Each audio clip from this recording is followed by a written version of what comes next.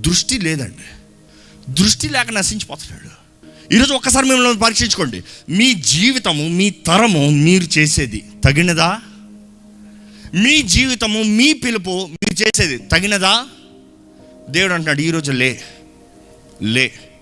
అసలు అక్కడ ఒక డీటెయిల్ ఉంటుంది చక్కగా. అంటే యేసుప్రభు ఆయన రమ్మను అన్న వెంటనే ఆయన ఏం చేస్తాడంటే తనకున్న కోట్ అని రాయబడి ఉంటుంది ఒక ట్రాన్స్లేషన్లో. తెలుగులో ఏమనుంది చదవండి. తనకున్న పైబట్ట పారవేసి, తనకున్న పై బట్టను ఏం చేశాడంట? పారవేశాడంట. అర్థం ఏంటి? ఇంక నాకు నీతో పని లేదు పో. తనకున్న పై బట్ట ఏంటి? తన కంఫర్ట్. ఆ చలిగా రోడ్డు మీద కూర్చుంటే ఆ పై బట్టే కదా కాపాడింది. ఆ పై బట్ట లేకపోతే ఆ రోడ్డు మీద పడుకోగలడా? ఆ పై బట్ట లేకపోతే ఆ చలిని తట్టుకోలేడా?